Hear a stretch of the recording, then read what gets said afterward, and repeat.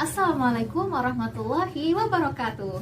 Hai IPA Lovers, Alhamdulillah bertemu kembali di video pembelajaran objek IPA dan pengamatannya part 3.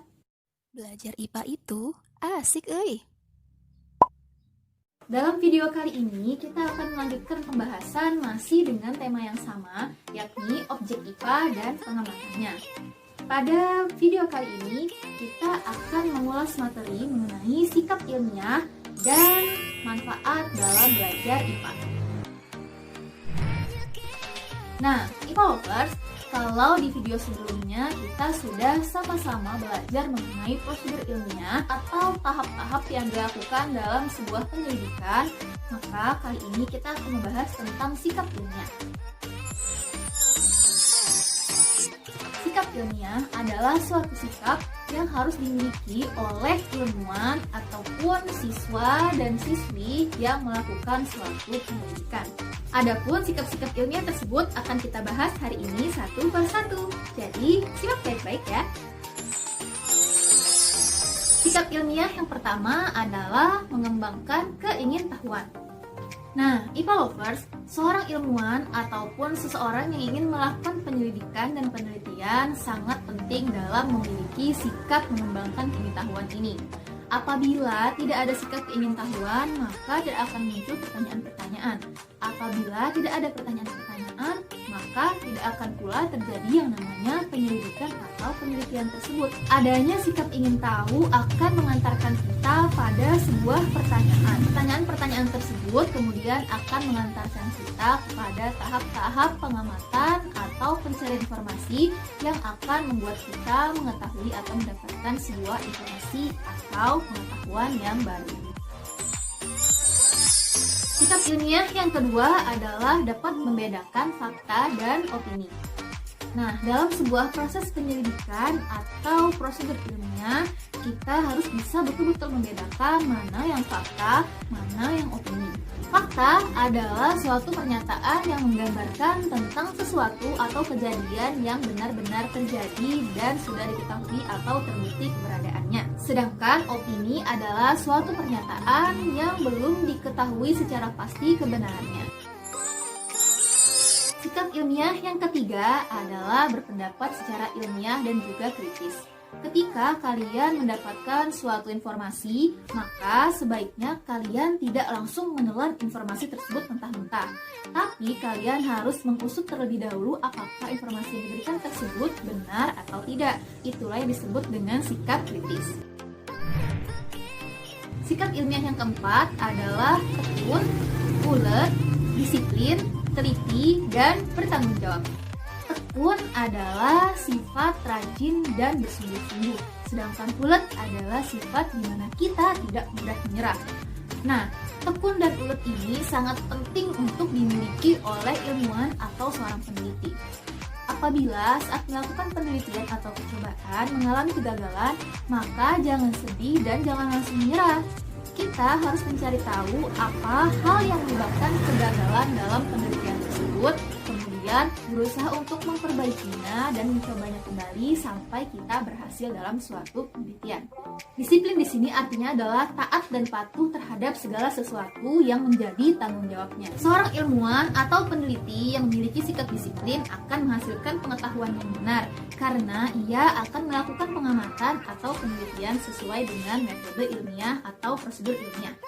Sikap tanggung jawab harus dimiliki oleh seorang ilmuwan. Artinya, ia berani bertanggung jawab atas segala sesuatu yang berkaitan dengan penelitiannya. Dan ia pun juga bersedia untuk memberikan jawaban atas berbagai macam pertanyaan-pertanyaan yang berhubungan dengan penelitian yang ia lakukan. Sikap ilmiah yang selanjutnya adalah bersikap objektif dan terbuka. Bersikap objektif di sini artinya adalah seorang ilmuwan harus memberikan informasi yang sesuai dengan fakta atau keadaan dari objek yang diamati. Tidak boleh diada-ada, tidak boleh dilebihi, atau tidak boleh dikurangi. Sedangkan sikap terbuka di sini adalah sikap mau mendengarkan saran atau pendapat dari orang lain. Sikap ilmiah selanjutnya adalah bekerja sama dalam memecahkan suatu masalah. Dalam melaksanakan sebuah penelitian atau penyelidikan, tentunya seorang ilmuwan tidak dapat melakukannya seorang diri. Seorang ilmuwan memerlukan bantuan dari orang lain. Maka dari itu, seorang ilmuwan harus mampu bekerja dalam sebuah kelompok. Seorang ilmuwan tidak hanya mementingkan terhadap pendapatnya sendiri atau egois, tetapi juga memperhatikan pendapat dan saran dari orang lain dalam kelompoknya. Dan sikap ilmiah yang terakhir adalah berani dan santun dalam mengajukan pertanyaan atau berargumentasi atau memberikan pendapat. Nah, IPA Lovers, gimana nih? Kita sudah banyak membahas tentang IPA mulai dari pengertian, objek yang dipelajari, cabang-cabang ilmu, prosedur ilmiah atau penyelidikan dalam IPA, dan sikap ilmiah dalam suatu penyelidikan.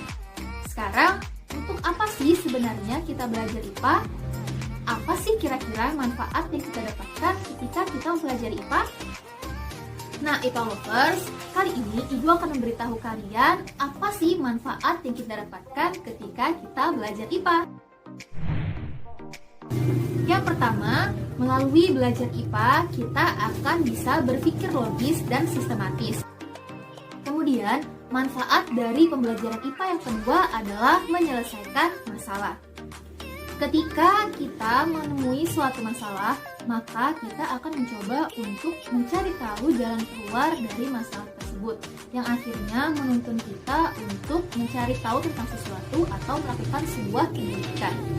Setelah kita melakukan penyelidikan, maka kita akan mendapatkan sebuah kesimpulan yang bisa kita gunakan dalam memecahkan suatu masalah tersebut hingga menyelesaikan.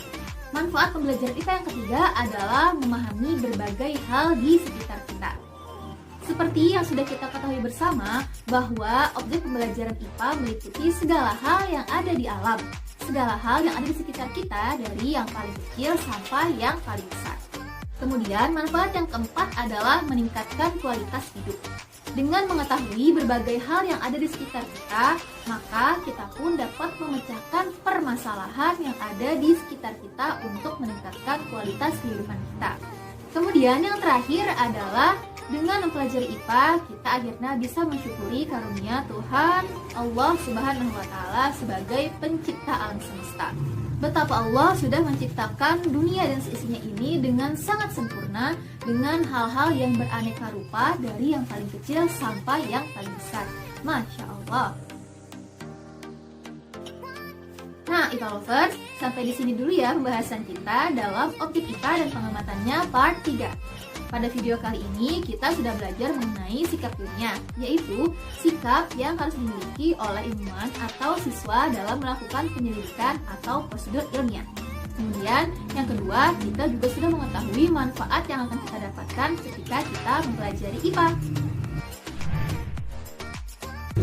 Jangan lupa untuk terus semangat belajar, karena belajar itu tidak susah. Belajar IPA itu asik, Sampai jumpa di video selanjutnya. Wassalamualaikum warahmatullahi wabarakatuh.